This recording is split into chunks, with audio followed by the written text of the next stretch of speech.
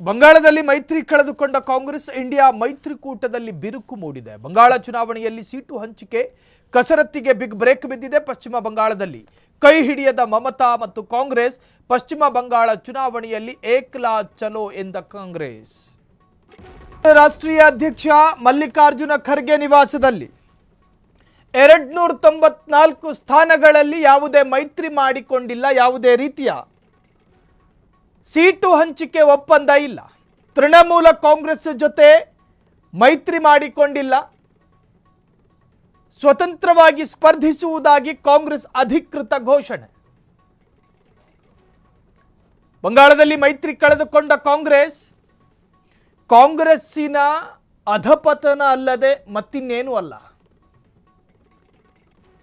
ಇದು ಒಂದು ರಾಷ್ಟ್ರೀಯ ಪಕ್ಷಕ್ಕೆ ಬರಬಾರದಂತಹ ಒಂದು ರೋಗ. ಇದು ಬರಬಾರದು ಯಾವತ್ತಿಗೂ ಈ ರೋಗ. ನ್ಯಾಷನಲ್ ಪೊಲಿಟಿಕಲ್ ಪಾರ್ಟಿ ತನ್ನ ಅಸ್ತಿತ್ವವನ್ನು ಉಳಿಸಿಕೊಳ್ಳೋದಕ್ಕಾಗಿ ನಾನಾ ತರಹದ ಪೊಲಿಟಿಕಲ್ ಸ್ಟ್ರಾಟಜಿಗಳನ್ನು ಮಾಡಬೇಕಾದಂತಹ ಕಾಂಗ್ರೆಸ್ಸಿನಿಂದ ಅನೇಕರು ದೂರ ಉಳಿತಿದ್ದಾರೆ. ಮಹಾಗಠಬಂಧನ್ನಿಂದ ಎಷ್ಟು ಜನ ದೂರ ಹೋದರು. ಬಿಜೆಪಿ ಅತ್ಯಂತ ಶಕ್ತಿಶಾಲಿಯಾದಂತಹ ಪಕ್ಷವಾಗಿ ಮಾರ್ಪಡ್ತಾ ಇದೆ ಭಾರತದಲ್ಲಿ.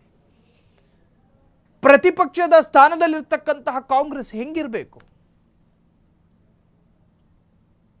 2-3 ರಾಜ್ಯಗಳಲ್ಲಿ ಸ್ವತಂತ್ರ ಸರ್ಕಾರ ಅಲ್ಲದೆ ಉಳಿದ ರಾಜ್ಯಗಳಲ್ಲಿ ಮೈತ್ರಿ ಬಿಟ್ಟರೆ ಇನ್ಯಾವ ರಾಜ್ಯದಲ್ಲೂ ಕೂಡ ಕಾಂಗ್ರೆಸ್ ಅಧಿಕಾರ ನಡೆಸ್ತಾ ಇಲ್ಲ, ರೂಲಿಂಗ್ನಲ್ಲಿಲ್ಲ. ಈಗ ಮಮತಾ ಬ್ಯಾನರ್ಜಿಯು ಕೂಡ ಕಾಂಗ್ರೆಸ್ನಿಂದ ದೂರ ಉಳಿಯೋದಕ್ಕೆ ಕಾರಣ ಏನು? ಪಶ್ಚಿಮ ಬಂಗಾಳ ಚುನಾವಣೆಯಲ್ಲಿ ಏಕ್ಲಾ ಚಲೋ ಎಂದ ಕಾಂಗ್ರೆಸ್. ನವದೆಹಲಿಯಲ್ಲಿ ನಡೆದ ಕಾಂಗ್ರೆಸ್ ಕಾರ್ಯಕಾರಿ ಸಮಿತಿಯ ಸಭೆ. ಕಾಂಗ್ರೆಸ್ ರಾಷ್ಟ್ರೀಯ ಅಧ್ಯಕ್ಷ ಮಲ್ಲಿಕಾರ್ಜುನ ಖರ್ಗೆ ನಿವಾಸದಲ್ಲಿ ನಡೆದ ಸಭೆ ಅದು.